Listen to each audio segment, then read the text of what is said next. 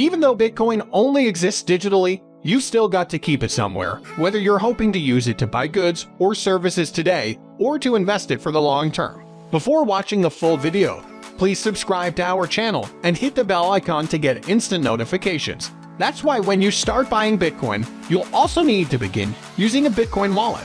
Luckily, crypto wallets generally work just like physical wallets. They keep up with your cryptocurrencies and store the information proving ownership of any tokens you hold in it.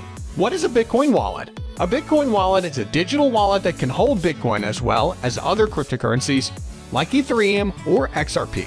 A Bitcoin wallet, and any crypto wallet, for that matter, is a digital wallet storing the encryption material giving access to a Bitcoin public address and enabling transactions, says Alexander Ketch, CEO of On-Chain Custodian, a custody service for digital assets.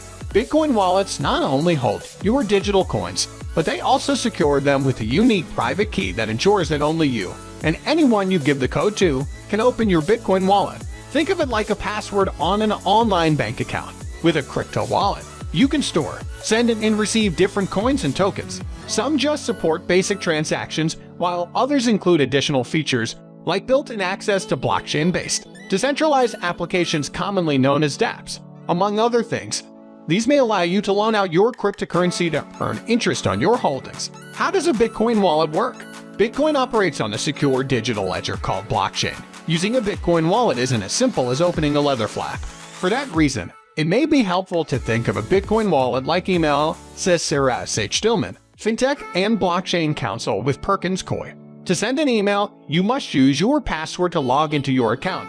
Input a recipient's address, and then hit send. To send Bitcoin, you similarly need your coded key, essentially your password, to access your cryptocurrency. You then need your intended recipient's Bitcoin wallet address, similar to an email address, to send the cryptocurrency to them. Thanks for watching.